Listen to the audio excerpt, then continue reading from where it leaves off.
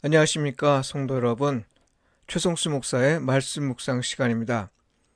오늘도 주 안에 거하시면서 성령님의 인도함을 받는 하루를 보내시기를 바라고요. 하나님과 이웃에게 복음에 합당하게 반응하며 사시길 축복하며 기도합니다. 오늘 묵상 본문은 고린도전서 1장 1절로 17절까지의 말씀입니다. 하나님의 뜻을 따라 그리스도 예수의 사도로 부르심을 받은 바울과 형제 소스데네는 고린도에 있는 하나님의 교회 곧 그리스도 예수 안에서 거룩하여지고 성도라 부르심을 받은 자들과 또 각 처에서 우리 주 곧 그들과 우리의 주 되신 예수 그리스도의 이름을 부르는 모든 자들에게 하나님 우리 아버지와 주 예수 그리스도로부터 은혜와 평강이 있기를 원하노라.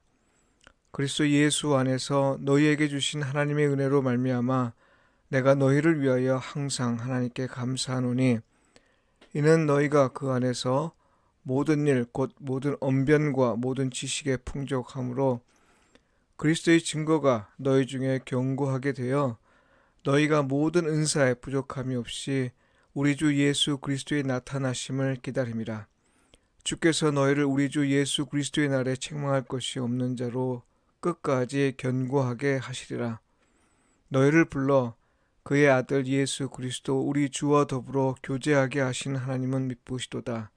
형제들아, 내가 우리 주 예수 그리스도의 이름으로 너희를 권하노니 모두가 같은 말을 하고 너희 가운데 분쟁이 없이 같은 마음과 같은 뜻으로 온전히 합하라. 너희 형제들아, 글로웨의 지편으로 너희에 대한 말이 내게 들리니 곧 너희 가운데 분쟁이 있다는 것이라. 내가 이것을 말하거니와 너희가 각각 이르되 나는 바울에게, 나는 아볼로에게, 나는 게바에게, 나는 그리스도에게 속한 자라 한다는 것이니 그리스도께서 어찌 나뉘었느냐? 바울이 너희를 위하여 십자가에 못 박혔으며 바울의 이름으로 너희가 세례를 받았느냐? 나는 그리스도와 가이오 외에는 너희 중 아무에게도 내가 세례를 베풀지 아니한 것을 감사하노니 이는 아무도 나의 이름으로 세례를 받았다 말하지 못하게 하려 함이라. 내가 또한 스데바나 집사람에게 세례를 베풀었고 그 외에는 다른 누구에게 세례를 베풀었는지 알지 못하노라. 그리스도께서 나를 보내심은 세례를 베풀게 하려 하심이 아니요 오직 복음을 전하게 하려 하심이로되 말의 지혜로 하지 아니함은 그리스도의 십자가가 헛되지 않게 하려 함이라.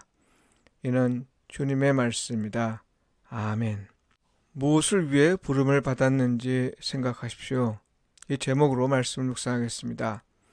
바울이 고린도 교회에 보내는 편지 가운데 오늘 본문의 핵심은요, 그리스도인이 무엇을 위해 부름을 받았는지 이에 관해 알려주는 데 있습니다. 편지를 쓰게 된 발단은 바울에게 전달된 소식 때문인데요. 무엇보다 부름에 합당하지 않은 일들이 고린도 교회 안에서 벌어졌다고 바울은 판단한 것 같습니다. 그건 교회 내 분쟁입니다. 분쟁은 파벌로 분열된 현실에서 발생합니다. 사람은 대개 안정감을 확보하기 위해 소속을 중시합니다. 어디에 소속되지 않았다는 건 보호를 기대할 수 없다는 뜻이기 때문이죠. 그래서 어딘가에 소속되거나 혹은 누군가와 관계 안에 있는 사람이길 원합니다. 소위 인맥이나 학맥 혹은 지역적 연고를 따지길 좋아하는 건 대체로 소속감을 갈망하는 사람들에게서 흔히 볼 수 있습니다. 사실 이것은 본능에 가까운 사안이기에 이런 현실 자체를 비난할 이유는 없습니다. 문제는요, 이것이 나와 다른 사람들에 대해 배타적 태도를 취하게 하는 요인으로 작용하는 겁니다. 누구와 관계가 있고 어디에 속해 있다는 것을 빌미로 자기의 정체성과 힘을 과시하는 것도 문제이죠. 대한민국 사회에서 문화로 정착된 현상입니다만 하루속히 기억해야 할 부분입니다. 고린도 교회 성도들이 세례와 관련해서 파벌로 나뉜 건 그들의 문화 때문이었습니다. 세례를 누구에게 받느냐 하는 건 세례를 주는 자와의 관계에서 자기의 위상과 의미를 생각하도록 하는 기준이었습니다. 세례를 계기로 일종의 스승과 제자의 관계가 형성하는 거죠. 스승 간 관계가 좋으면 아무 문제가 없습니다. 문제는 스승 사이에서 관계가 좋지 않거나 혹은 스승이 더는 존재하지 않는 상황에서 제자들 사이에서 의견이 충돌했을 때입니다. 의견의 차이를 서로 존중하면서 일치가 이루어질 때까지 인내하고 서로를 관용하면서 협력하며 살면 되는데요. 그렇지 않고 공동체에서 자기 의견을 관철하려고 할 때, 이럴 때 사람들은 소속감을 내세우게 되고 소속감을 연대로 삼아 자기 세력을 키우려 합니다.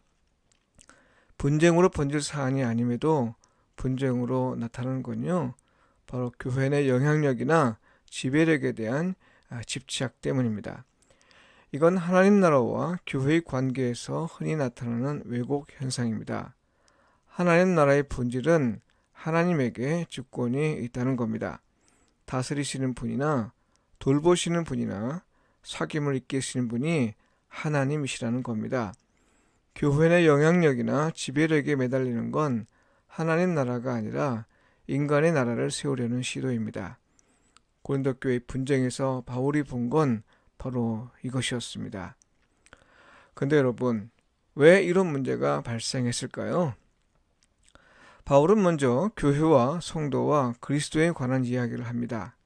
그에 따르면 교회는 하나님의 교회입니다.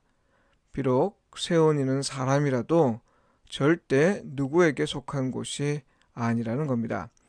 게다가 하나님의 교회를 교회에 속한 성도들과 같은 것으로 보았고요. 또한 그리스도의 이름을 부르는 사람들, 곧 그리스도인과 같은 것으로 보았습니다. 그리스도를 주로 고백하며 따르는 사람, 이것이 바로 교회라는 거죠. 참고로 이와 관련해서 흔히 오해하는 것이 있어 말씀드립니다. 성도가 곧 교회라는 건 잘못된 생각입니다. 이는 흔히 가난한 성도가 자기를 정당화할 때 사용하는 표현이기도 한데요. 그러나 성도 여러분, 바울이 교회를 말하면서 교회와 동격으로 여기는 성도와 그리스도인은 교회를 떠난 개인을 가리키지 않습니다. 교회에 속한 자로서 개인을 염두에 둔 것이죠. 달리 말해서 교회에 속해 있는 성도와 그리스도인을 말합니다. 그러니 성도가 교회라 주장하면서 교회 모형론을 말하거나 혹은 교회와 무관하게 살아가는 성도 개인을 교회로 보는 건 잘못입니다. 바울에 따르면요, 교회는 그리스도 예수 안에서 거룩하여진 사람들이고 부름을 받은 성도이며 예수 그리스도의 이름을 부르는 사람들입니다. 그리스도를 주님으로 섬기는 사람들입니다. 하나님이 이토록 교회를 부르신 목적, 꼭 거룩하게 하고 부르시고 구원을 얻게 하신 목적은 9절에 나와 있다고 생각하는데요. 그의 아들 예수 그리스도 우리 주와 더불어 교제하게 하시려는 것이다 하는 거죠. 하나님의 나라를 말하는 방식은 시대와 더불어 바뀌었는데요. 하나님이 다스리신다 이렇게 말할 때가 있었고요. 하나님이 돌보신다 이렇게 말할 때가 있었습니다. 오늘 본문에서 바울은 새로운 방식을 언급하고 있는데요. 그건 바로 사귐입니다. 사도 요한 역시 하나님 나라의 성격을 사귐에서 본 사람 가운데 하나입니다. 곧 삼위 하나님의 사귐이 예수 그리스도를 믿는 자에게도 성령님을 통해 일어난다는 사실은 예수 그리스도를 통해 계시한 하나님 나라의 본질입니다. 하나님 나라는 예수 그리스도와의 교제가 일어나는 곳, 곧 하나님과의 교제가 일어나는 곳입니다. 그리고 이 교제는 오직 예수 그리스도의 십자가 사건을 믿음으로 가능해졌습니다. 바울은 이 사실을 염두에 두고 교회 내 분쟁의 문제를 다루었습니다.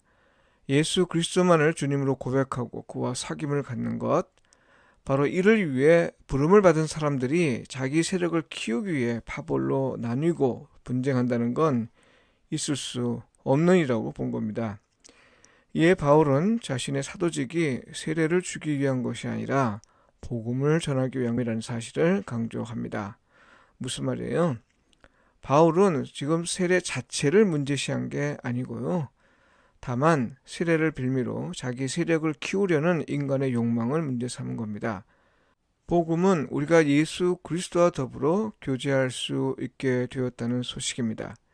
이를 위해 우리가 해야 할 일은요, 예수 그리스도가 죄인으로서 십자가에 못 박혔듯이 이 사실을 인정하고 우리 자신을 통해 십자가의 능력이 드러나도록 하면 곧 우리의 욕망을 십자가에 못 박을 때 예수 그리스도와 우리의 사귐이 일어난다는 겁니다.